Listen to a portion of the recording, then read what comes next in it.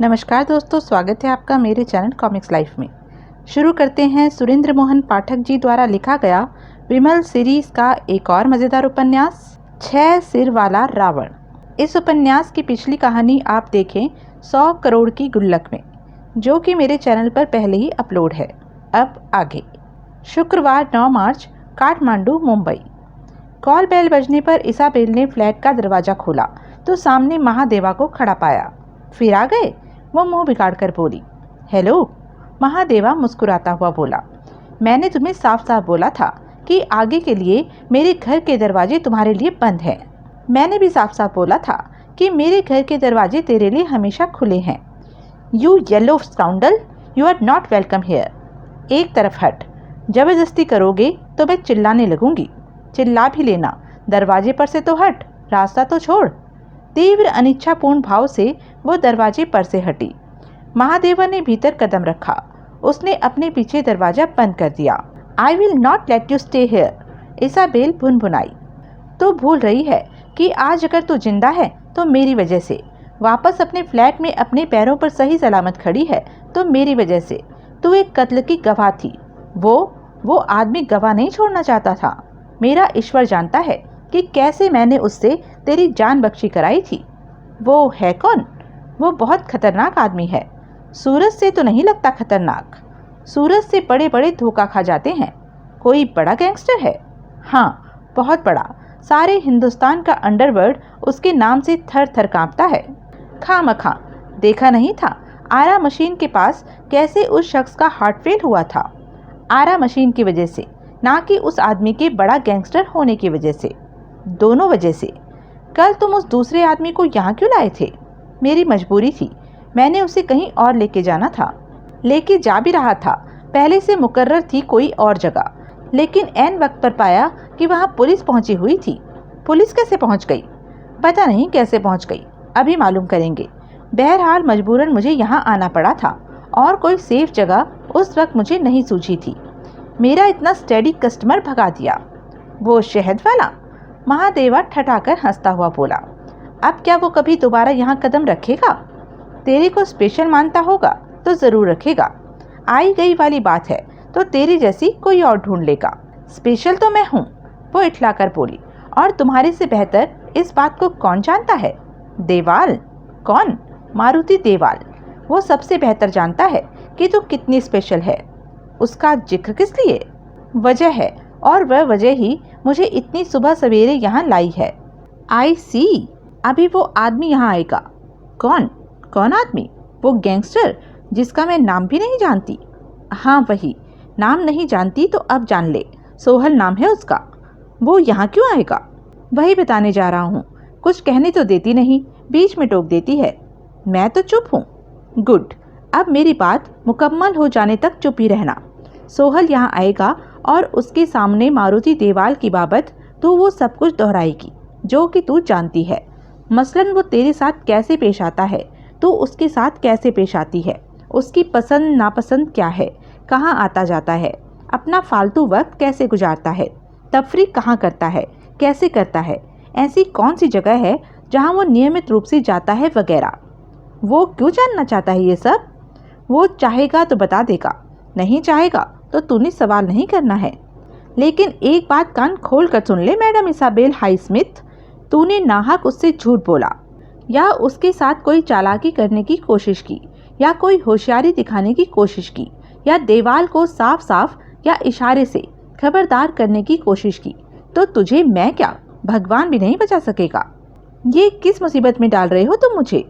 कोई मुसीबत नहीं है भी तो उस मुसीबत के मुकाबले में कुछ भी नहीं जो कल तेरे ऊपर टूट सकती थी।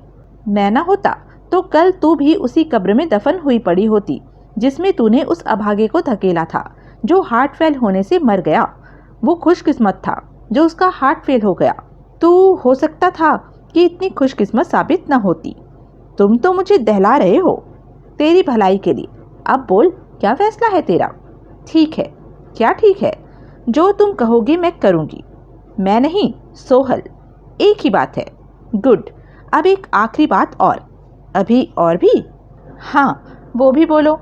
वो कुछ दिन यहाँ रहेगा। कहाँ रहेगा? वो अचकचाकर बोली। यहाँ, तेरे फ्लैट में। मेरे साथ? जैसे पहले कभी कोई तेरे साथ नहीं रहा। तू हौसला रख, तेरी फीस भर देगा वो। लेकिन रहेगा क्यों वो यहाँ? वजह वो जब आएगा तो खुद समझा देगा। वो खामोश रही। अब हाँ ना तो बोल। इनकार सुन लोगे? नहीं तो फिर पूछने का क्या फ़ायदा जब मेरे पास कोई चॉइस ही नहीं। तो फिर भी अपनी जुबानी बोल कि उसका यहाँ रहना तुझे कबूल है। कबूल है। शाबाश, that's like a good girl. फिर वो उसकी तरफ बढ़ा। खबरदार, इसाबेल तीखे स्वर में बोली, वहीं खड़े रहो। अरे शाबाशी नहीं लेगी, मेरे करीब मत आना। क्या? मैं फंसी हुई हूँ, इसलिए अपनी जान की सलामती के लिए जो मुझे कहा जाएगा मैं करूँगी, लेकिन तुम मेरे पास ना आना, ना अब कभी ना फिर कभी। क्यों?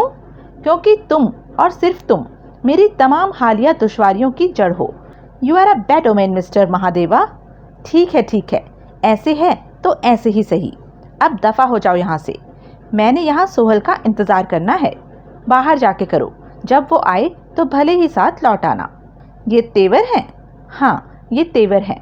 कल तो भीगी बिल्ली बनी हुई थी, तुम्हारी वजह से नहीं। ठीक है, जाता हूँ और अभी सोहल के साथ लौट के आता हूँ।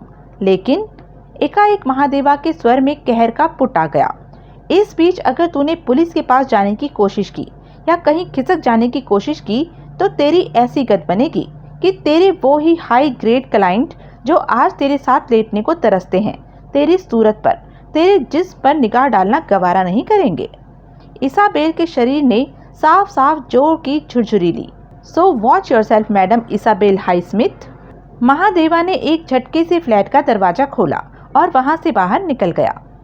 ठीक 9 बजे Sahdev Koirala Zurich trade bank की लॉबी में दाखिल हुआ। 9:01 पर सुहासिनी ने उसे देवाल के निजी कक्ष में पहुंचा दिया और 9:04 पर वो वहां से बाहर था।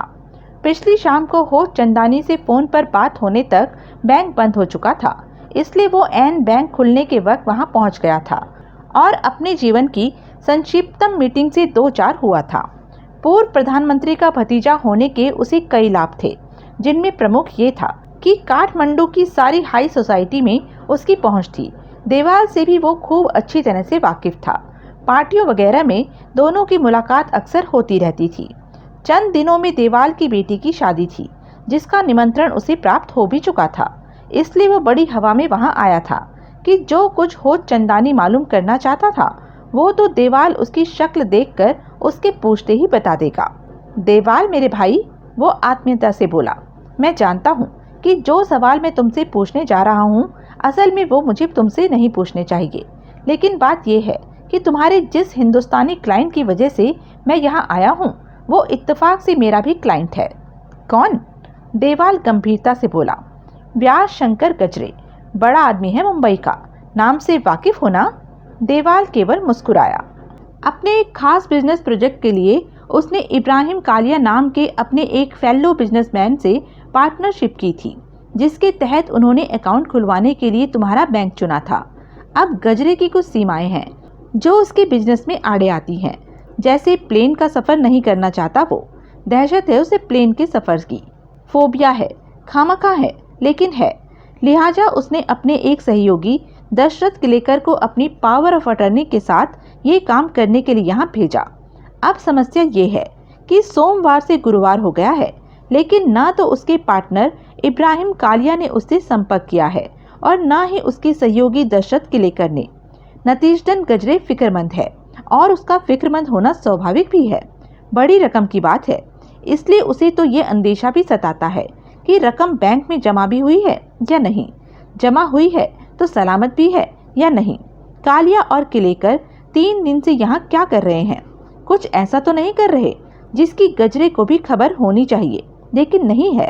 तो मेरा सवाल जो तुमसे है वो ये है कि वो रकम तुम्हारे बैंक में सलामत है या नहीं है? कौन सी रकम? देवाल, ये जवाब औरों के लिए ठीक है, लेकिन मेरे लिए ठीक नहीं है। मैं कोइराला हूँ, तुम्हारा दोस्त, इसलिए। मौसम बढ़िया है आज। देवाल, मैं यहाँ मौसम डिस्कस करने नहीं आया, लेकिन बारिश होने का अंदेशा भी बराबर है।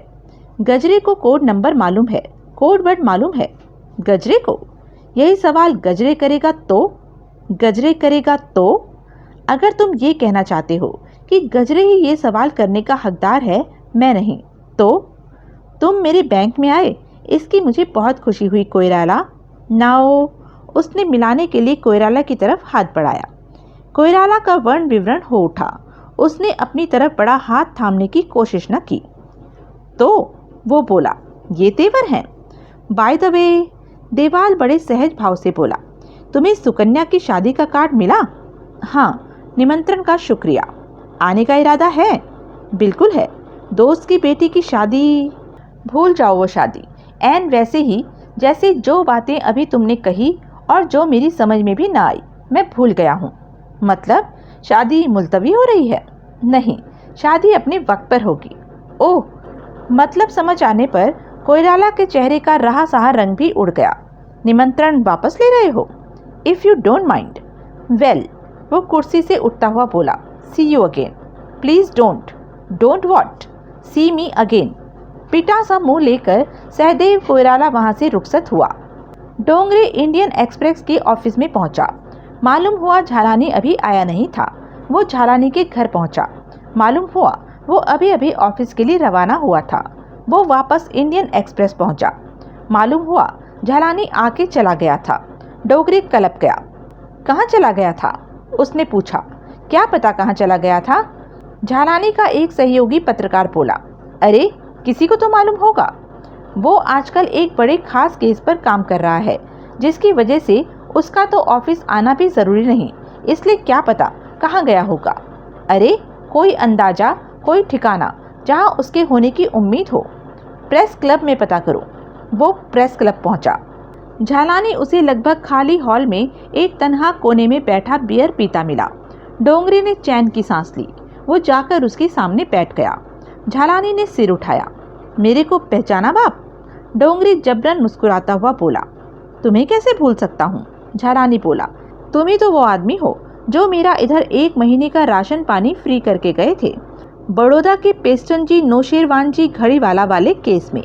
उस शख्स के केस में जिसे कि नारकोटिक्स कंट्रोल ब्यूरो वालों ने सोहल समझ लिया था, लेकिन जिसकी बाबत खुद कमिश्नर ने माना था कि वह सोहल नहीं था।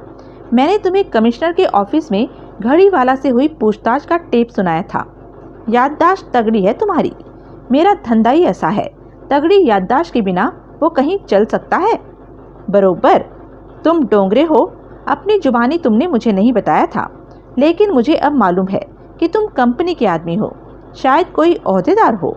ओहदेदार नहीं हूँ, लेकिन प्यादों से अच्छा हूँ। बियर पियोगे? नहीं भाई, दिन चढ़ते ही चुस्की तो तुम पर्चे वालों को ही माफिक आती है। झालानी हंसा। तो कोई चाय कॉफ़ी? तकल्लुफ छोड़ो और मेरी बात सुनो। वो बात जिसकी वजह से तुम्हें 10 जगह तलाशना मैं यहाँ आया हूँ। ऐसा? हाँ। क्या बात है? बात तुम्हें सूझनी चाहिए। मेरी सूरत देखते ही सूझनी चाहिए थी, जबकि तुम ये भी जानते हो कि मैं कंपनी का आदमी हूँ। ओह, तो बिलमोरिया की बात है? हाँ, बांद्रा पुलिस स्टेशन का SHO मयकर कहता है कि तुमने कोई अहद लिया हुआ है कि बिलमोरिया की मौत को कत्ल का केस साबित करने का। वो है ही कत्ल का केस। हर बात इसी तरफ इशारा करती है। और जो पुलिस के बड़े अफसर ने खुद लाश का मुआयना किया था, सोने का सिक्का चल गया होगा। मैं क्या पुलिस को नहीं जानता या कंपनी को नहीं जानता? कंपनी को नहीं जानता। क्या? कुछ नहीं। देखो, मेरी बात सुनो गौर से। वो कत्ल का केस नहीं है भी तो किसी सूरत में साबित नहीं किया जा सकता कि वो कत्ल का केस है। तुम भड़के हुए घोड़ों का बयान दर्ज नहीं कर सकते। उसके अलावा और कोई जरिया नहीं उसे कत्ल का केस साबित करने का। है जरिया। स्टड फॉर्म का स्टाफ जरिया है, जो कि वारदात की रात को वहां ड्यूटी पर था। अभी सब होठ सिए हुए हैं, लेकिन एक आध जुबान खुल जाएगी। जब तक ऐसा होगा तब तक तेरी वाहिद जुबान बंद हो जाएगी। क्यों भाई, धमकी दे रहे हो?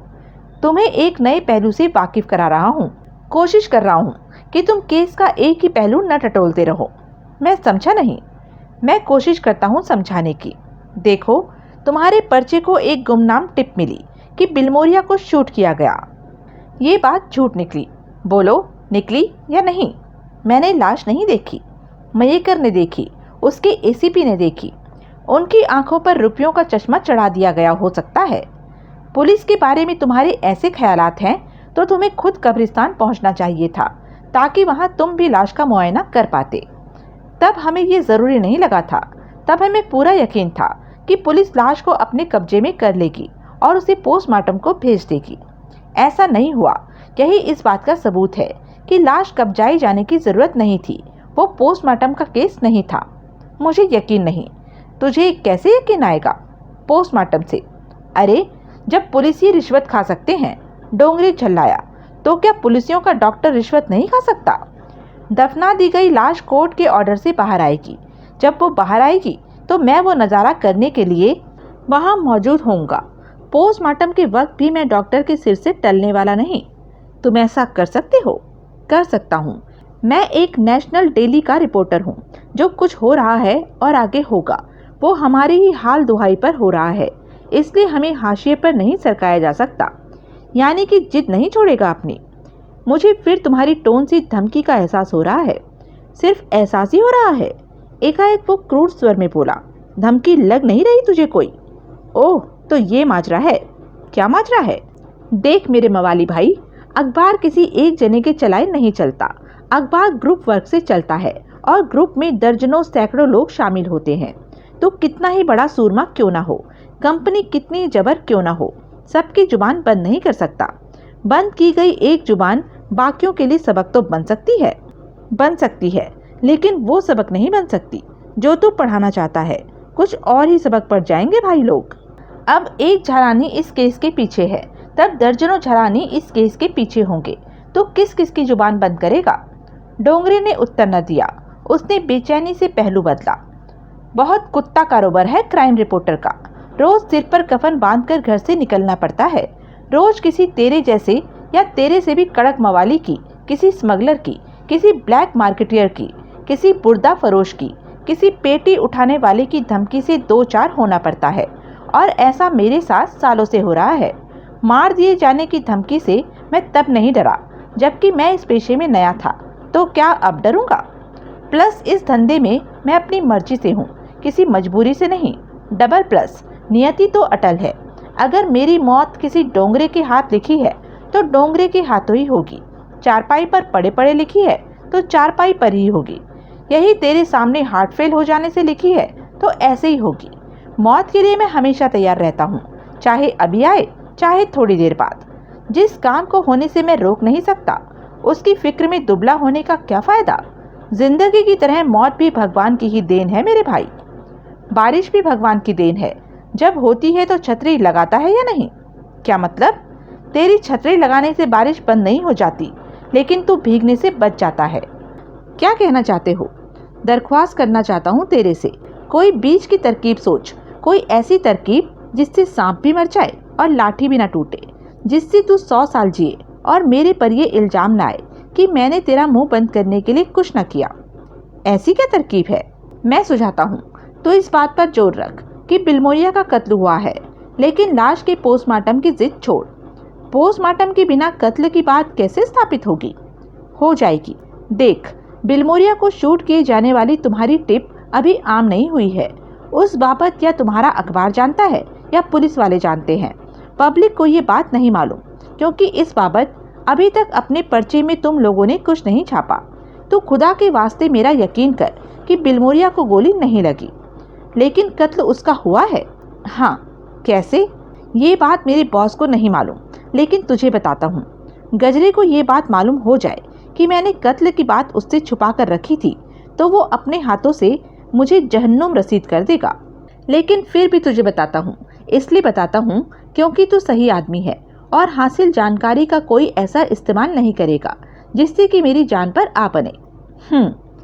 असलियत बयान करने की शर्त के तौर पर मैं तेरे से कोई वादा नहीं ले रहा।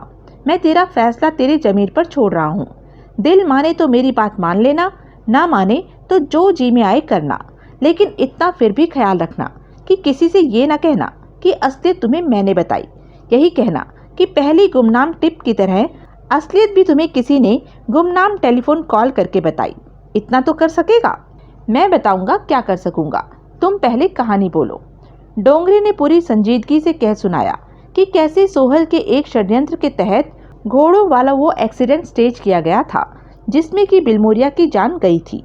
ओह, झालानी बोला, तो ये सोहल का कारनामा है? हाँ, डोंगरे बोला, पहले जो कंपनी के 2 ओहदेदार मरे हैं उनकी मौत के लिए भी सोहल जिम्मेदार है? हाँ, यानी कि अंडरवर्ल्ड में जो ये गूंज है कि सोहल ने कंपनी को मिटा देने का अहद लिया है, वो सच है? हाँ, 10 दिन में 3 बड़े सूरमा मार गिराए उसने, तो गजरे तक बाकियों का सफाया करने में वो बड़ी हद इतने ही दिन और लगा लेगा। हो सकता है, लेकिन तेरा मतलब क्या है? मैं 10 दिन इंतजार करने को तैयार हूँ डोंगरे। तेरी खातिर 10 दिन के लिए मैं बिलमोरिया के कत्ल की इतनी बड़ी स्टोरी किल कर रहा हूँ। क्या कर रहा है? तेरी जुबान में स्टोरी को खल्लास कर रहा हूँ। इस दौरान टिक के बैठेगा या गवाह पटाने की कोशिशों में भागा फिरेगा? अब क्यों भागा फिरूंगा? भागा तो मैं असलियत जानने के लिए फिर रहा था। असलियत तो अब मालूम हो गई मुझे, तो मैं निश्चिंत हो जाऊं? 10 दिन के लिए तो हो ही जा, आगे की आगे देखेंगे। डोंगरी ने सशंक भाव से उसकी तरफ देखा। मेरे भाई, झालानी हंसता हुआ बोला, जरूरी थोड़ी ही है कि आइंदा 10 दिनों में कंपनी के बाकी के ओहदेदार ही मरे। क्या पता सोहल मर जाए, तू मर जाए, मैं मर जाऊं। कल किसने देखा है? ठीक है, डोंगरे उठता हुआ बोला, मैं चलता हूँ। झालानी ने भी उठकर बड़ी गर्मजोशी से उससे हाथ मिलाया। शुक्रिया बाप, डोंगरे बोला, तूने मुझे बहुत बड़ी जहमत से बचा लिया। तेरे शुक्रिया का शुक्रिया बाप, झालानी उसके स्वर की नकल करता हुआ बोला। इधर का तेरा 6 महीने का राशन पानी मेरी तरफ से नामंजूर। अरे, जब पहली बार मंजूर था तो अब क्यों नामंजूर? पहली बार मैंने तेरे से अपनी कलम का, अपनी जमीर का सौदा नहीं किया था। पहली बार मैंने तेरे से एक टेप का सौदा किया था, जो कि मेरे किसी काम का नहीं था, लेकिन तेरे काम का था। ओह, अच्छा आदमी है तू, पसंद आया मुझे। शुक्रिया। कोइराला के चले जाने के बाद देवाल ने एक ऐसा काम किया जैसा कि वो शायद ही कभी करता था। उसने अपनी मेज के एक दराज में से जॉनी वॉकर ब्लैक लेबल की एक बोतल निकाली और सुबह सवेरे ही उसका एक तगड़ा पैक चढ़ा लिया। कोइराला उसे ऐसे ही आंदोलित कर गया था। ऊपर से उस गैंगस्टर से लगने वाले उमर अजीज कालिया की दोपहर की धमकी की तलवार उसके सिर पर लटक रही थी। वैसे उस धमकी से निपटने का समुचित इंतजाम वो कर चुका था। उसने मेज में लगा एक बटन दबाया, जिसके परिणाम स्वरूप सामने दीवार से एक पैनल निशब्द अपने स्थान से सरकी और क्लोज सर्किट टेलीविजन की स्क्रीन वहां से नुमाया हुई। बैंक के विभिन्न भागों में लगे कैमरों के विभिन्न बटन दबाकर वो बैंक के किसी भी भाग का स्क्रीन पर नजारा कर सकता था। उसने लॉबी वाले कैमरे का बटन दबाया तो लॉबी के दरवाजे के इर्द गिर्द और उससे थोड़ा परे हटकर खड़े 4 हट्टे कट्टे सिख उसे दिखाई दिए। चारों सिक्योरिटी स्टाफ की वर्दी पहने हुए थे और उनमें से कोई भी 6.5 फुट से कम नहीं था। चारों जवान थे और इतने शक्तिशाली थे कि उनमें से कोई भी उस उमर अजीज कालिया को या उसके वकील कॉल को, बल्कि दोनों को बगल में दबाकर भाग सकता था। उस इंतजाम से वो सर्वदा संतुष्ट था। उसे यकीन था कि उन 4 अतिरिक्त सशस्त्र सिक्योरिटी गार्डों के होते हुए वो मवाली उसके करीब नहीं फटक सकता था। उसने टीवी स्क्रीन ऑफ की और फिर अपनी सेक्रेटरी को बजर दिया। यस सर, सुहासनी की आवाज़ आई। डेंटल सर्जन से मेरी कितने बजे की अपॉइंटमेंट है? 10 बजे की सर। देवाल ने वॉल क्लॉक पर निगाह डाली और फिर बोला, मुझे रवाना होने में थोड़ा वक्त लग जाएगा। उसे फ़ोन करके खबर कर दो कि मुझे 5-10 मिनट की देर हो जाएगी। Yes sir. उसने रिसीवर रख दिया। उसका dental surgeon doctor Sugriv Gautam समय का इतना पाबंद था कि देर हो जाने पर वो अपने बड़े रसूख वाले पेशेंट्स की भी अपॉइंटमेंट कैंसिल कर देता था। किशोर पिंगली दौड़ा दौड़ा गजरे के ऑफिस में पहुंचा। क्या हुआ? गजरे तिरस्कारपूर्ण स्वर में बोला। आग लग गई? आग तो नहीं लगी गजरे साहब, पिंगले बोला, लेकिन आग से कम सनसनीखेज खबर नहीं। क्या है? गजरे का स्वर नरम पड़ा। ये अखबार देखिए। उसने गोरखा पत्र और राइजिंग नेपाल दोनों गजरे के सामने रखे। गजरे भौचक्का सा दोनों अखबारों में छपी इब्राहिम कालिया की तस्वीर देखने लगा। जल्दी जल्दी उसने गोरखा पत्र में तस्वीर के साथ छपी खबर पढ़ी। उसका चेहरा बेहद गंभीर हो गया। फिर अखबार की तारीख पर उसकी निगाह पड़ी। ये तो कल का अखबार है, वो बोला। ये नेपाली अखबार यहाँ एक दिन लेट ही डिलीवर होते हैं, पिंगले बोला। खबर बुध को छपी, लाश मंगल को बरामद हुई और कत्ल सोमवार रात को हुआ।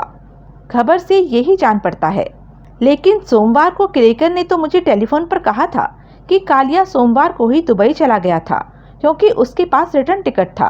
क्या मतलब हुआ इसका? मतलब जुबान पर लाने के काबिल नहीं गजरे साहब। तू ला जुबान पर मतलब। जो कहना चाहता है बेखौफ कह। कालिया का कत्ल हो गया है और कत्ल के दिन से ही किलेकर गायब है। यह एक ऐसी इक्वेशन है जो अपनी कहानी आप कह रही है। पिंगले, इस वक्त तू ऐन वही जुबान बोल रहा है जो चंद दिन पहले दिव्या का जिक्र आने पर बोला करता था। ऐसी कोई बात नहीं है गजरे साहब। मुझे तो तू ऐन वैसे ही किलेकर के खिलाफ मालूम होता है जैसे तू दिव्या के खिलाफ था, और शायद अब भी है। ऐसी कोई बात नहीं है गजरे साहब। मैं ना दिव्या के खिलाफ हूँ और ना किलेकर के खिलाफ। किलेकर मेरे भाई जैसा, मेरे बराबर का ओहदेदार है। मैं भला उसके खिलाफ कैसे हो सकता हूँ? मैंने तो एक कॉमन सेंस में आने वाली व्यवहारिक बात की है, और वो व्यवहारिक बात यह है कि कालिया का कत्ल किलेकर ने किया। साहब, परदेश में जहाँ कोई उन्हें जानता नहीं, जहाँ किसी को उनकी आमद की खबर नहीं, आमद की वजह की खबर नहीं, वहाँ और किसने किया होगा ये काम? किस लिए? जाहिर है कि 100 करोड़ रुपया हड़पने के लिए। क्या बकता है? उसकी मजाल नहीं हो सकती मेरे से ऐसी दगाबाजी करने की। तो फिर वो कहाँ है इतने दिनों से? ये एक गंभीर सवाल है जो कि परसों से ही मुझे भी सता रहा है। लेकिन क्या पता उसके साथ भी इब्राहिम कालिया जैसा ही कोई हादसा गुजरा हो, इस फर्क के साथ कि कालिया की लाश इत्तेफाक से बरामद हो गई, किलेकर की नहीं हुई। उन दोनों का कत्ल करने वाला वहाँ तीसरा कौन निकल आया होगा? तू बता। लेकिन सोहल का नाम न लेना। दूर की कौड़ी के तौर पर भी सोहल का नाम न लेना। उसके नाम का तो मुझे ख्याल भी नहीं आया था, लेकिन जब नाम आपने सुझा ही दिया तो बताइए क्यों? क्योंकि उसे मेरी और कालिया की जुगलबंदी की खबर नहीं हो सकती। उसे कालिया और किलेकर की नेपाल में मौजूदगी की खबर नहीं हो सकती। उसे उनकी नेपाल में मौजूदगी की वजह की खबर नहीं हो सकती। मेरे को भी इन तमाम बातों का एहसास है गजरे साहब, इसलिए मैंने वो ही हल पकड़ा है जो कि सीधा और सरल है। ये कि किलेकर ने कालिया का कत्ल किया और सारा पैसा लेकर भाग गया। जी हाँ, मैं नहीं मान सकता जब तक किलेकर खुद ही यहाँ आकर मेरे सामने जीता जागता खड़ा होकर अपनी जुबानी ये बात कबूल नहीं करता, तब तक दुनिया की कोई ताकत मुझे ये विश्वास नहीं दिला सकती कि उसने मुझे डबल क्रॉस किया है। जो खुद अपनी सफाई देने के लिए उपलब्ध ना हो, उसकी तरफ इल्जाम लगाती उंगली उठा देना बड़ा आसान काम होता है। मैं क्या ये जानता नहीं? ये खुशी की बात है कि किलेकर पर आपका इतना प्रबल विश्वास है, लेकिन मेरे साथ आप ज्यादती कर रहे हैं गजरे साहब। मैं फिर कहता हूँ कि मैं उस पर इल्जाम नहीं लगा रहा, मैं सिर्फ एक व्यवहारिक बात कर रहा हूँ, 2 + 2 4 जैसी। गजरे ने उत्तर न दिया। उसने खामोशी से सिगार का एक कश लगाया।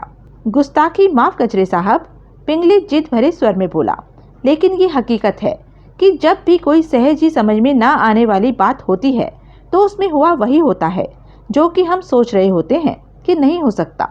इसलिए वो घुंडी होती है, क्योंकि उसका जो सीधा और सरल, जैसा कि मैंने पहले कहा, 2 + 2 4 जैसा हल होता है, वो हमें कबूल नहीं होता, और हम किसी दूसरे हल के लिए जिसका कि कोई वजूद ही नहीं होता टक्करे मारते रहते हैं। मैं टक्करे मार रहा हूँ? गजरे आंखें निकाल कर उसे घूरता हुआ बोला। अब मैं क्या कहूँ गजरे साहब? पिंगली नर्वस भाव से बोला। आप बड़े हैं, तजुर्बेकार हैं, आपको कोई क्या सीख दे सकता है?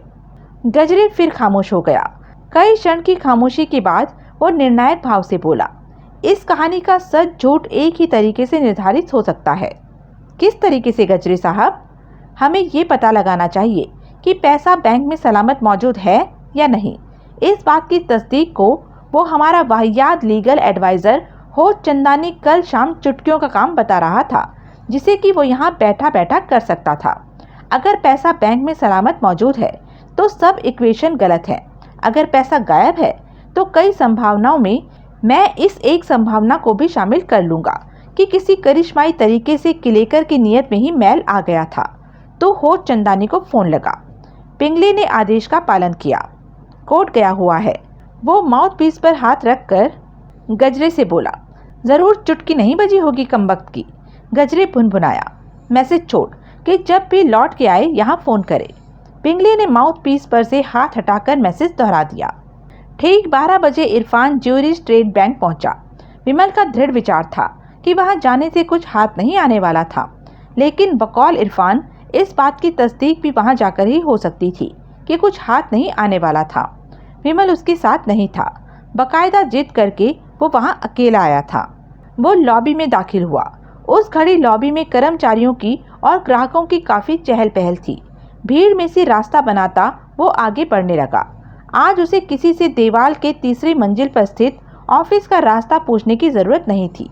वो हॉल के पिछवाड़े में पहुंचा और वहां मौजूद लिफ्टों की ओर बढ़ा। तभी दाएं बाएं से उसके पहलू में सिक्योरिटी स्टाफ की वर्दी पहने 2 दानवाकार सिख पहुंचे। इरफान ठिठका। मे आई हेल्प यू सर? एक बड़े अदब से बोला। बाजू हट, इरफान सख्ती से बोला और आगे बढ़ा। दोनों सिख दीवार की तरह उनका रास्ता रोक के खड़े हो गए। क्या है? इरफान कड़क कर बोला। सर, ये आम रास्ता नहीं है। पहले वाला ही सिख पूर्वता बड़े अदब से बोला। इधर जाना मना है। क्यों मना है? मेरी मारुति देवाल से अपॉइंटमेंट है। ऐसा है तो आप मेरे साथ आइए।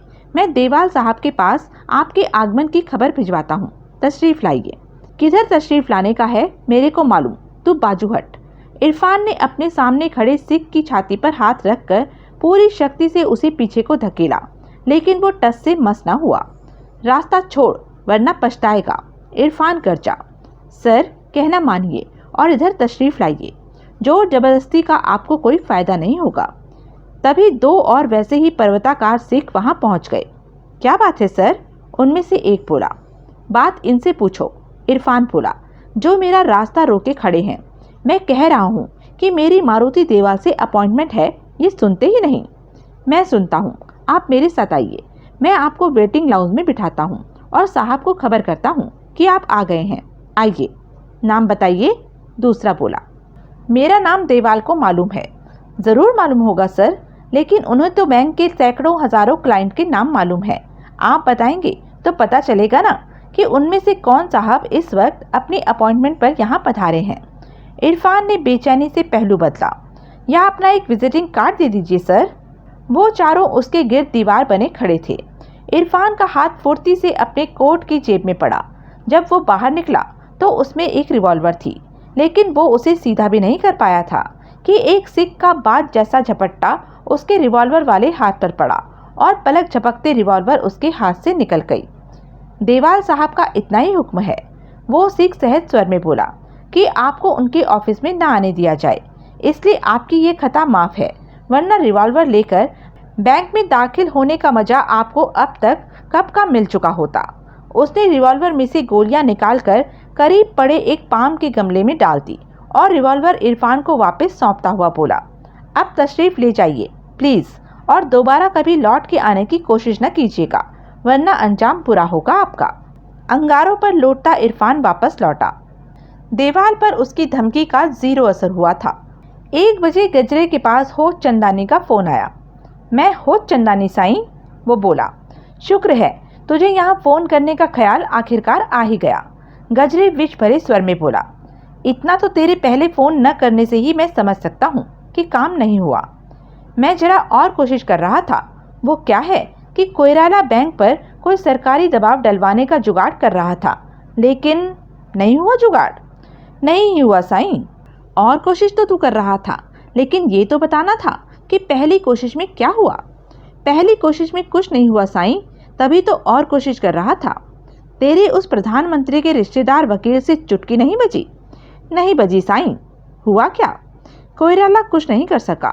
वो बैंक प्रेसिडेंट देवाल तुम्हारे अकाउंट के बारे में कुछ नहीं बताता। कोइराला के सामने वो ऐसे किसी अकाउंट के या ऐसे किसी रकम के अस्तित्व को भी कबूल करने को तैयार नहीं हुआ, जबकि वो कोइराला का अच्छा दोस्त है। उसने तो कोइराला को बेइज्जत करके बैंक से रुखसत किया, दोस्ती का भी लिहाज न किया। ओह, तुम कहो तो मैं काठमांडू चला जाता हूँ। जब तेरा वो जोड़ीदार लोकल वकील कुछ नहीं कर सकता तो तू क्या कर लेगा? मैं कर लूँगा। मेरे पास देवाल की जुबान खुलवाने का जरिया होगा ना। क्या जरिया होगा? मैं तुमसे कोड नंबर और कोड वर्ड मालूम करके जो जाऊँगा वहाँ। तो फिर मैं टिकट मंगाऊँ काठमांडू का? अभी नहीं, अभी मुझे सोचने दे। सोचना क्या है साईं? शायद मैं तेरे साथ ही नेपाल चलूँ। हाँ, तो बात दूसरी है। इस दौरान मैं यहीं से कुछ नहीं कर सकता। साईं, फ़ोन तो तुम कर ही सकते हो। फ़ोन? ये नंबर अकाउंट वाली बैंकिंग टेलीफोन के जरिए भी तो चलती है। इसी वजह से तो कोड नंबर होता है, कोड वर्ड होता है। अच्छा, मुझे नहीं मालूम था। ठीक है, मैं तेरे से फिर बात करूंगा। उसने संबंध विच्छेद कर दिया। पिंगले ने प्रश्न सूचक नेत्रों से उसकी तरफ देखा। हद है, गजरे असहाय भाव से गर्दन हिलाता हुआ बोला। जिस जानकारी के लिए मैं इतनी लंबी लंबी छोड़ रहा था, उसको हासिल कर लेना तो मामूली बात थी। वो तो बैंक प्रेसिडेंट को फोन लगाकर भी हासिल की जा सकती थी। अच्छा, हो चंदा ने यही तो अभी बोला मेरे को। सोमवार को कोड नंबर और कोड वर्ड बताते वक्त क्लिकर को ये बात भी तो मुझे बतानी चाहिए थी कि ऐसी बैंकिंग फोन कॉल से भी चलती थी।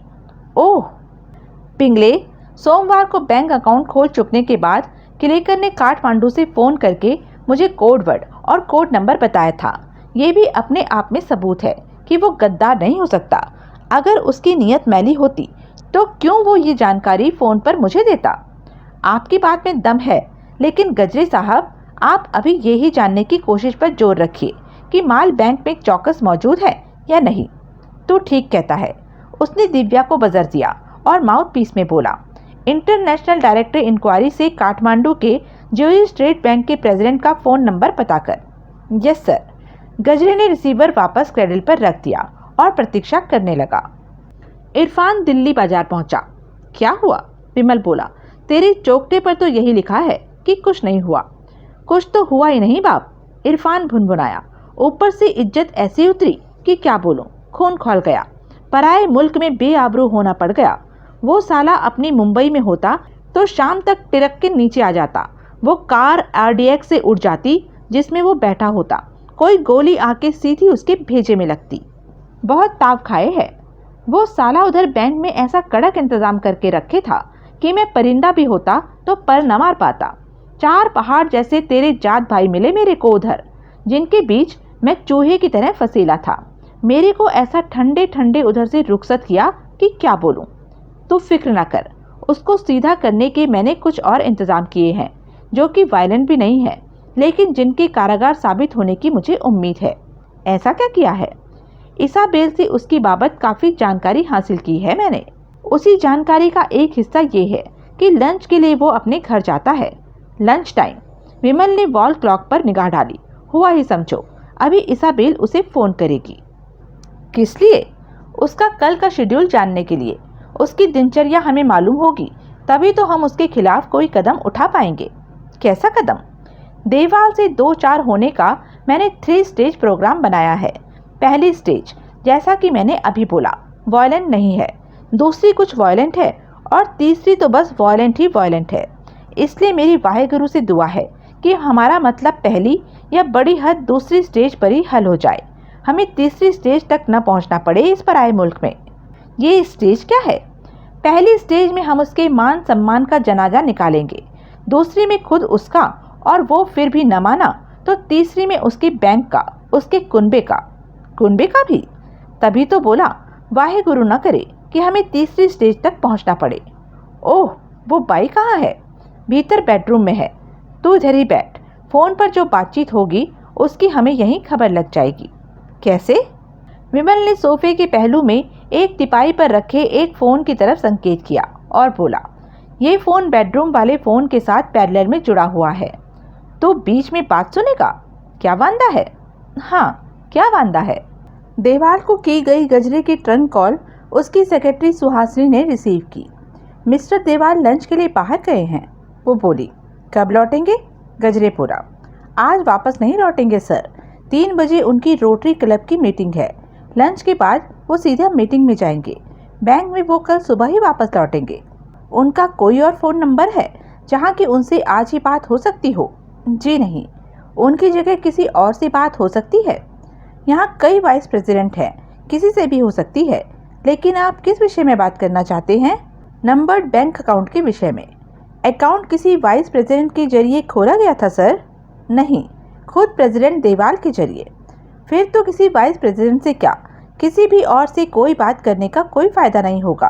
नंबर्ड अकाउंट्स का ऐसा ही नियम है। ओह ठीक है, मैं कल सुबह फ़ोन करूँगा। You are most welcome sir. अपनी पत्नी महामाया और पुत्री सुकन्या के साथ डाइनिंग टेबल पर बैठा देवाल लंच में मशगूल था, जबकि फ़ोन की घंटी बजी। किसी और को फ़ोन की तरफ हाथ बढ़ाते न पाकर उसने फ़ोन उठाया और बोला, हेलो। दूसरी ओर से आती आवाज़ सुनकर जो पहला ख्याल उसके जहन में आया वो यही था कि अच्छा हुआ कि फ़ोन उसने उठाया था। फ़ोन इसाबेल का था, जो कि शायद ही कभी उसे फ़ोन करती थी। घर पर तो कभी नहीं करती थी। वो जब ज़रूरत महसूस करता था तो वो ही उसे फ़ोन करता था। क्या है? एक सशंक निगाह अपनी पत्नी और पुत्री की ओर डालता हुआ वो बोला, मिलना चाहती हूँ हनी। किस लिए?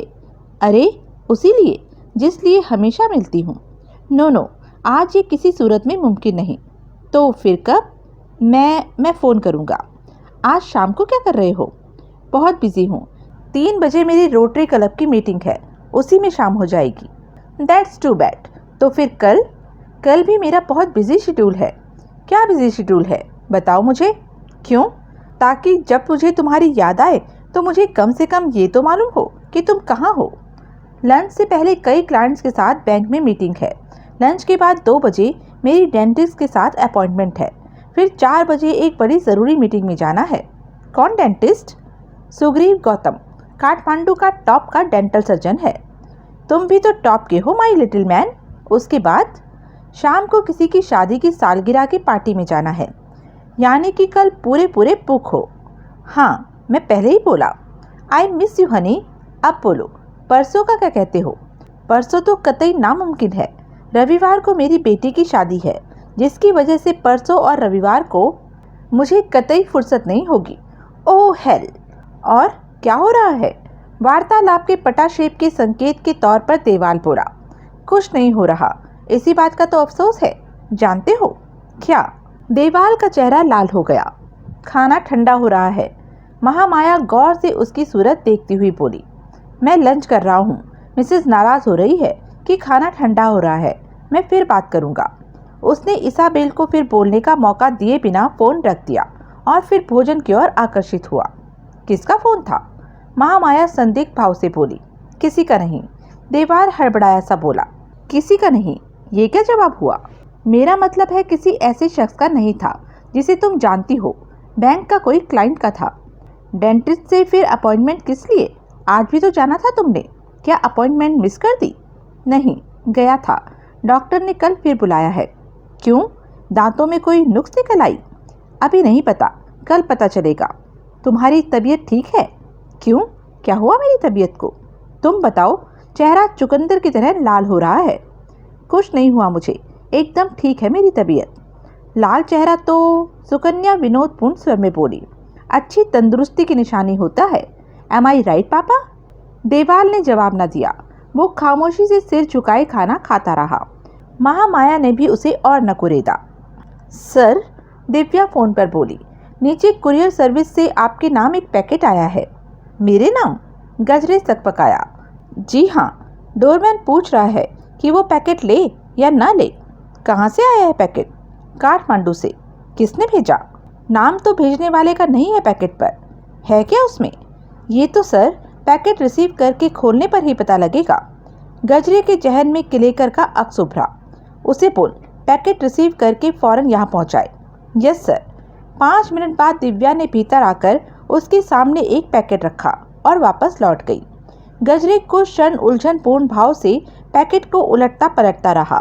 वो 4 गुना 6 इंच का खाकी कागज में लिपटा मामूली सा पैकेट था, जिसकी सूरत से भीतर के सामान का अंदाजा लगाना नामुमकिन था।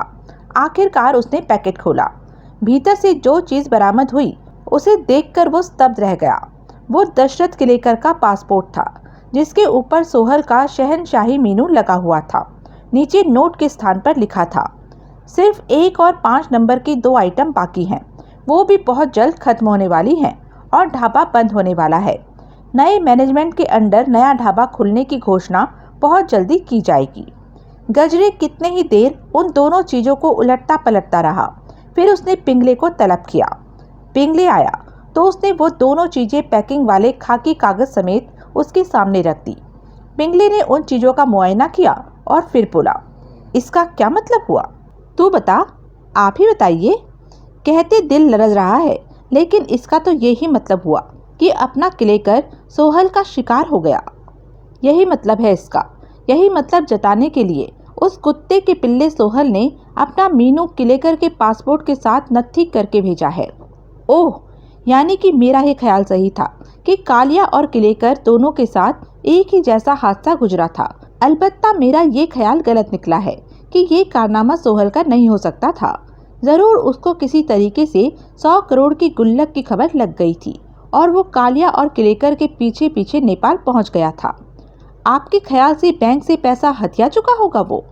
हो सकता है, लेकिन कोड नंबर, कोड वर्ड उसने कालिया से या किलेकर से जबरन कबूलवा लिया होगा। फिर भी इस बात की तस्दीक होनी चाहिए कि पैसा बैंक में नहीं है। वो कल से पहले नहीं हो सकती। लेकिन अब अगर बैंक से ये जवाब मिला कि पैसा निकाला जा चुका था और अकाउंट बंद कराया जा चुका था, तो मुझे कोई हैरानी नहीं होगी। ओह, कितनी बड़ी चोट की है कमीने ने। पैसा भी गया, किलेकर भी गया। सोहल की धमकी वाली वारदात से अगले रोज 9 फरवरी को, मुझे अभी तक तारीख याद है, जब इसी कमरे में कंपनी के ओहदेदारों के सामने मैंने सोहल की धमकी दोहराई थी, तो तेरे समेत किसी ने भी धमकी को गंभीरता से नहीं लिया था और धमकी देने वाले की बकायदा खिल्ली उड़ाई थी। आज हमारे 4 ओहदेदार हमारे बीच नहीं है। आज यहाँ सिर्फ तू और मैं बाकी हैं। पिंगले, तेरी राय में हमें क्या करना चाहिए? हमें सोहल की खिल्ली उड़ानी चाहिए या अपनी जानों की खैरात मांगते हुए जाकर उसके कदमों में लौट जाना चाहिए? शायद किलेकर मरा न हो, उसका पासपोर्ट ही किसी तरीके से सोहल के हाथ में आ गया हो, या ये पासपोर्ट जाली हो। ये झूठी तसल्लियां हैं पिंगले, अपने आप को भरमाने वाली बातें हैं। कभी मैंने भी उसे कहा था कि अकेला चना भाड़ नहीं फोड़ सकता था, लेकिन भाड़ फोड़ ही रहा है अकेला चना। 8 फरवरी के उसके अल्टीमेटम के बाद से देख कितना कुछ हो गया सिर्फ 1 महीने में। होटल बंद है, हेरोइन का कारोबार बंद है, गजविलास फोर्ट की हमारी हेरोइन की फैक्ट्री बंद है। लोन शार्किंग में हम इतने दबाव में हैं कि अब किसी को छोटा मोटा भी नया कर्जा देने की हमारी हैसियत नहीं है। डिस्टिलरी से हमारा 20 करोड़ रुपया लुट गया। पावले और बिलमोरिया जैसे अजय योद्धाओं को मिलाकर यूँ हमारे 4 ओहदेदार मारे गए, जैसे गजरे के हाथ पांव काट डाले गए हों। सांझी गुल्लक का कंपनी का 50 करोड़ का हिस्सा भी तो समझ ले कि लुट ही चुका है। मुंबई से कंपनी का दबदबा खत्म होता जा रहा है। कभी लोग कंपनी के मुखबिर बनने में फक्र महसूस करते थे, अब वो ही लोग न कंपनी के कहर से खौफ खाते हैं और न कंपनी के किसी इनाम इकराम के तमन्नाई लगते हैं। ऊपर से बकौल हमारे सिपह सालार हर तरफ सोहल के लिए हमदर्दी की लहर फैली हुई है। लोग उसके बारे में जानते बूझते झूठ बोल देते हैं कि कुछ नहीं जानते। वो पीर पैगंबर माना जाने लगा है।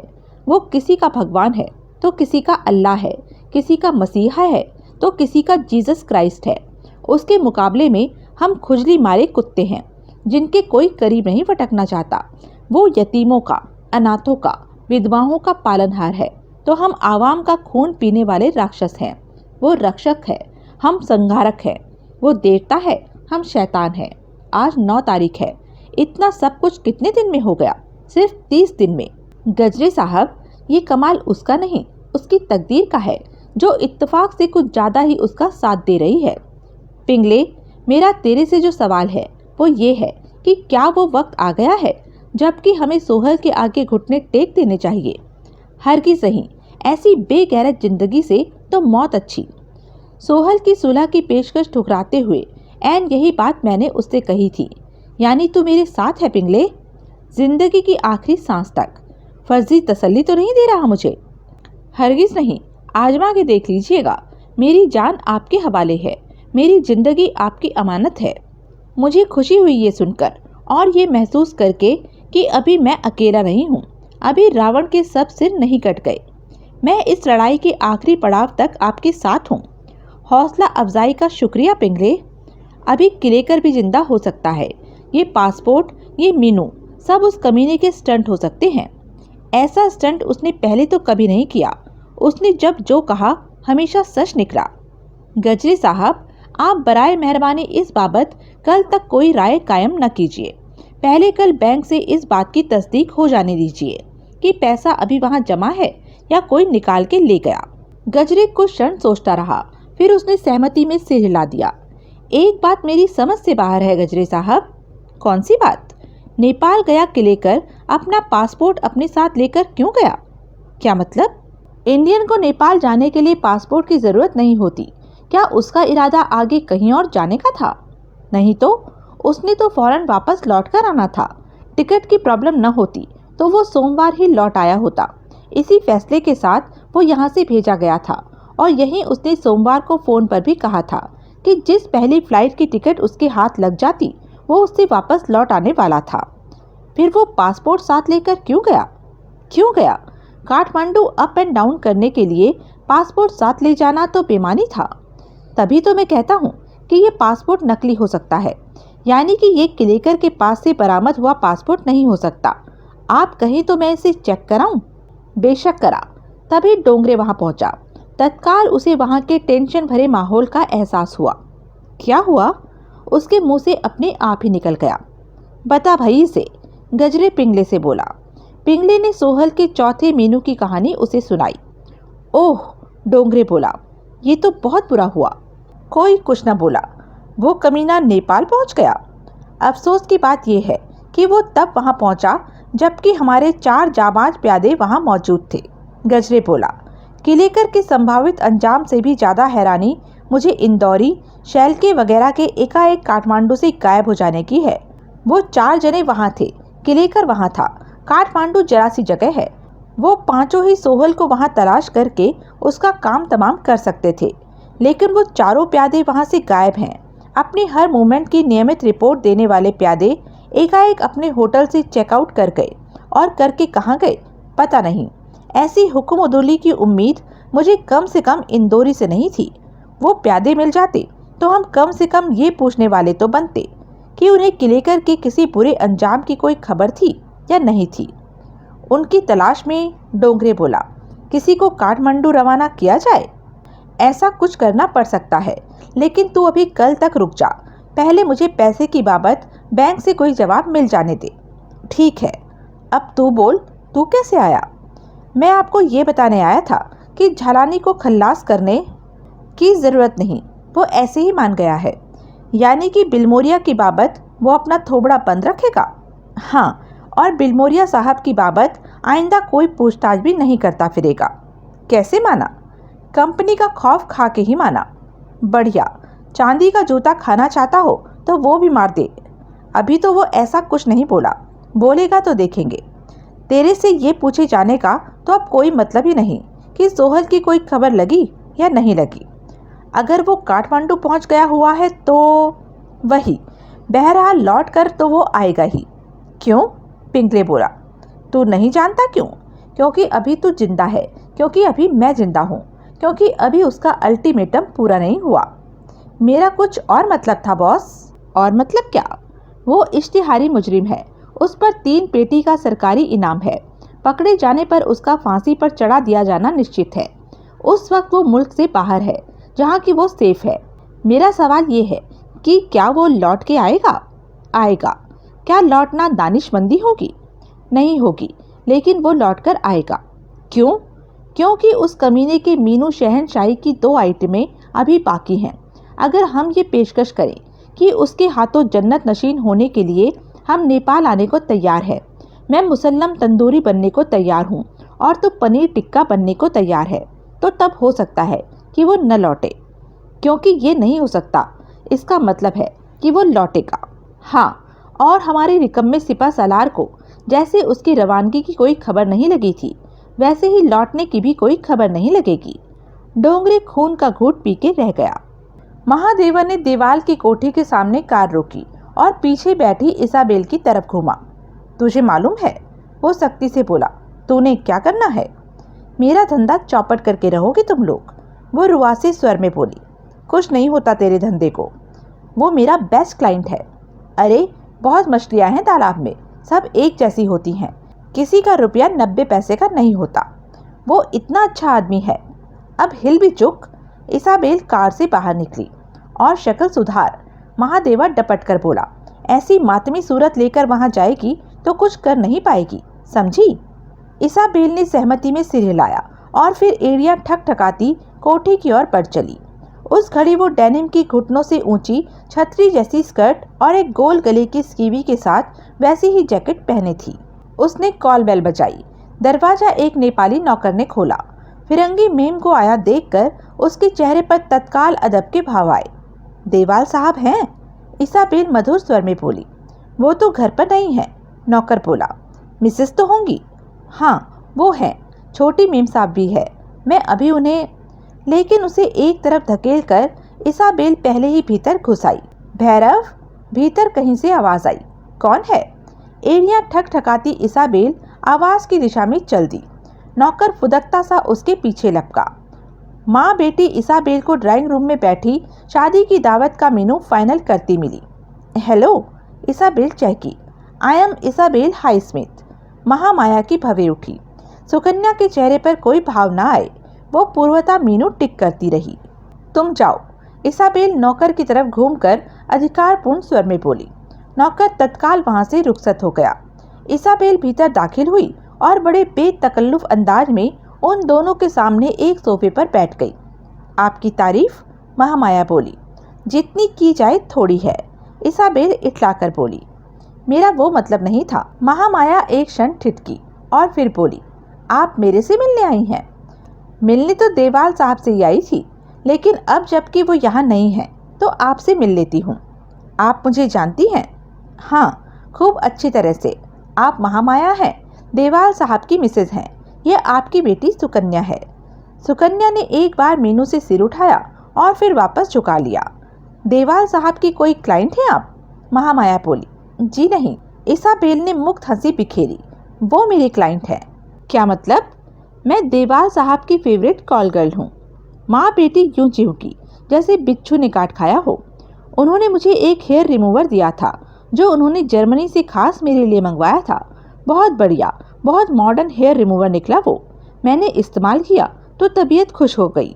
नतीजा उन्हें दिखाने आई थी। क्या नतीजा? इसाबेल ने अपनी नंगी टांगे उसके सामने फैलाई। देखिए, दिखाई देता है कहीं बालों का नामो निशान? ऐसा लगता है जैसे कभी उगे ही ना हो। संगमरमर से तराशी मालूम होती है मेरी टांगे। उसने अपनी घुटनों से पहले से ही ऊंची उठी हुई स्कर्ट को और ऊंचा सरकाया। बल्कि संगमरमर भी इनके मुकाबले में खुरदुरा माना जाएगा। केले के पेड़ के तने जैसी समझिए इन्हें। स्कर्ट की वजह से आप मेरी जांघें ठीक से नहीं देख पा रही हैं। मैं आपको ठीक से दिखाती हूँ। आतंक से महामाया के नेत्र फट पड़े। अब देखिए देवाल साहब के जर्मन हेयर रिमूवर का कमाल, इसाबेल बोली। बल्कि अभी नहीं, I will present the complete show. अपनी दोनों बाहें उसने सिर से ऊपर उठाई और बैले डांसरों जैसा पोज बनाकर खड़ी हो गई। अब देखिए, वो मादक स्वर में बोली। सुकन्या एकाएक अपने स्थान से उठी और फर्श रोनती हुई वहां से विदा हो गई। इसे क्या हुआ? इसाबेल बड़ी मासूमियत से बोली। महामाया के मुंह से बोल न फूटा। महामाया ने जवाब न दिया। मेरी बड़ी इच्छा थी कि वो इस वक्त मुझे देख पाती, एन वैसे ही जैसे कि आप देख रही हैं। लेकिन खैर फिर सही, वो अभी यहाँ होते तो वर्टिकल नज़ारा ही कर पाते। अब जब मिलेंगे तो उन्हें हॉरिजॉन्टल नज़ारा होगा और भी बहुत कुछ होगा। महामाया के चेहरे पर दहशत के भाव आए। नन्हा सा है आपका हस्बैंड, लेकिन पलंग पर तो कहर ढाता है, आपको तो मालूम होगा। महामाया ने उत्तर न दिया। नन्हा सा और प्यारा सा, गोद में उठाकर खिलाने को दिल करता है। उठा भी लेती हूँ कभी कभी किची किची करने को। मेरे सामने ऐसे ही खड़ा होता है तो उसका चश्मा यहाँ मेरे सामने आता है। आपके कहाँ तक पहुँचता है आपका छोटा सा बलमा? गेट आउट, महामाया सांप की तरह फुफकारी। हाँ ज़रूर, राइट अवे, लेकिन ऐसे ही गेट आउट हो गई तो बाहर दंगा हो जाएगा। इसलिए उसने एक एक करके अपने कपड़े अपने जिस्म पर वापस स्थानांतरित किए। आपसे मिलकर बहुत खुशी हुई मिसेस देवाल। फिर वो बोली, मिस्टर देवाल को कह दीजिएगा कि उनका मिनी लॉन मोवर कमाल की आइटम निकला। लॉन को ऐसा मो किया कि कहीं घास का एक मामूली सा तिनका भी ना छोड़ा। देखा ही था आपने। No out. Yes madam. वो एड़ियां ठकठकाती वहां से बाहर निकल गई। पीछे महामाया कितनी ही देर यूं सोफे पर ढेर हुई पड़ी रही, जैसे बैठे बैठे ही मर गई हो। फिर धीरे से वो सजग हुई। भैरव, वो गला फाड़कर चिल्लाई। भैरव दौड़ता हुआ वहां पहुंचा। ड्राइवर को बोल गाड़ी निकाले। भैरव सहमति में सिर हिलाता वापस दौड़ा। महामाया सुकन्या के बेडरूम में पहुंची। सुकन्या वहां पलंग पर पड़ी सुबक रही थी। कुछ नहीं हुआ। महामाया उसकी पीठ थपथपाती आश्वासन पूर्ण स्वर में बोली। वो कोई छिनाल औरत थी जो खामखा गले पड़ रही थी। ऐसी बेशर्मी? सुकन्या कराहती सी बोली। बेशरम औरत बेशर्मी ही तो दिखाएगी। पापा को अपना क्लाइंट बता रही थी। मेरी शादी की तारीख सिर पर पहुंची हुई है। ये बात उसने कहीं और जाकर भी बोल दी तो? ऐसा कुछ नहीं होगा। तेरे पापा सब संभाल लेंगे। गिरफ्तार करा देंगे वो इस औरत को। मैं अभी उनसे मिलने जा रही हूँ। तू बिल्कुल फिक्र न कर, सब ठीक हो जाएगा। मैं जा रही हूँ। वो अगर लौट कर आए तो सारे नौकरों को इकट्ठा कर लेना और धक्के मारकर उसे यहाँ से निकालना। बेशक पुलिस को फोन कर देना, समझ गई? बिना माँ की ओर मुंह किए सुकन्या ने सहमति में सिर हिला दिया। महामाया बैंक पहुंची। मालूम हुआ कि रोटरी की मीटिंग से मिस्टर देवाल अभी वहां नहीं लौटे थे। रोटरी क्लब की मीटिंग कहाँ थी उसे मालूम था। वो वहां पहुंची। देवाल को उसने नगर के कई गणमान्य व्यक्तियों के सामने खड़े होकर भाषण देते पाया। वो सीधी देवाल के पास पहुंची और उसकी बांह पकड़कर खींचती हुई बोली, आइए। लेकिन? देवाल हकपकाया सा बोला। लेकिन? आइए, वो सख्ती से बोली। फिर वो उपस्थित लोगों से संबोधित हुई। मीटिंग की कार्यवाही में विघ्न डालने के लिए मैं क्षमा चाहती हूँ श्रीमंत, लेकिन ये अभी वापस लौट आएंगे। फिर महामाया दांत भींचे अपने पति की बांह दबोचे वापस चली। देवाल उसके साथ घिसटता चला गया। सुहासिनी छुट्टी करके जाने की तैयारी कर रही थी, जबकि देवाल बैंक पहुंचा। महामाया ने उसे जो वाकया सुनाया था उसने उसके छक्के छुड़ा दिए थे। वो इसाबेल से कभी ऐसी हरकत की उम्मीद नहीं कर सकता था। जरूर वो इसाबेल थी ही नहीं, वो कोई और ही औरत थी जिसने उसके घर जाकर इसाबेल के नाम का बेजा इस्तेमाल किया था और वो वाहियात हरकत की थी। बड़ी कठिनाई से वो महामाया को समझा बुझाकर घर भेज पाया था। उसने इसाबेल से फोन पर बात करने की कोशिश की थी तो फोन का जवाब हर बार किसी पुरुष ने दिया था, जिससे इसाबेल की बाबत सवाल किए बिना ही उसने फोन रख दिया था। आपके लिए बहुत कॉल थी सर, सुहासिनी बोली। नेवर माइंड, देवाल अनमने भाव से बोला। एक कॉल तो थोड़े थोड़े वक्फे से कई बार आई, अभी फिर आएगी। किसकी कॉल थी वो? कोई बहुत ही जिद्दी आदमी था, कहता था जिंदगी मौत का सवाल था। किसकी किसकी जिंदगी मौत का सवाल था? आपकी। देवाल हड़बड़ाया। तभी फोन की घंटी बजी। वही होगा, सुहासिनी बोली और उसने फोन उठाया। उसने एक क्षण फोन सुना और फिर माउथ पीस पर हाथ रखकर बोली, वही है, बात करेंगे? देवाल ने हिचकिचाते हुए सहमति में सिर हिलाया और फिर लंबे डग भरता हुआ अपने ऑफिस में दाखिल हो गया। हेलो, सशंक भाव से वो माउथ पीस में बोला। देवाल साहब? हाँ। कर्टसी मिस इसाबेल हाईस्मिथ, आपके दौलत खाने पर जो हाई टेंशन ड्रामा हुआ उसकी खबर लग गई? हाँ, देवाल बड़े धीरज से बोला, लग गई। आप जैसे रसूख वाले आदमी के साथ ऐसा नहीं होना चाहिए था, लेकिन आपकी जिद की वजह से ऐसा हुआ। इस बार जो कुछ हुआ आपकी बीवी और बेटी के सामने हुआ। अगली बार ऐसा ही कुछ आपकी उस सोसाइटी के सामने होगा जिसमें आप मुआजिज माने जाते हैं। आप कौन बोल रहे हैं? आपको मालूम है मैं कौन बोल रहा हूँ। लेकिन बहुत नटखट है इसाबेल, बहुत बातें सुनाती है वो आपकी बाबत। नोटों का बिस्तर, सोने की ईंटों का तकिया, उसके आगोश में छचुंदर की तरह दुबके हुए आप। वाह, आपकी बीवी इसाबेल की जुबानी आपकी मर्दानगी के किस्से सुनेगी तो खुश हो जाएगी। बेटी तो बकायदा सबक हासिल करेगी, आखिर शादी है उसकी।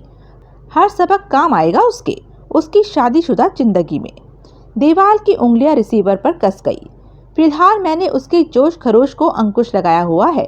जो वार्निंग अभी मैं आपको दे रहा हूँ उसे आप किसी खातिर में लाएंगे तो अंकुश लगा रहेगा, वरना उसी शहर में आपके मान सम्मान का जनाजा बड़ी धूम से निकलेगा, जिसमें कि आप पूजनीय माने जाते हैं। क्या चाहते हो ये भी मालूम है आपको। आपने अपनी जिद न छोड़ी।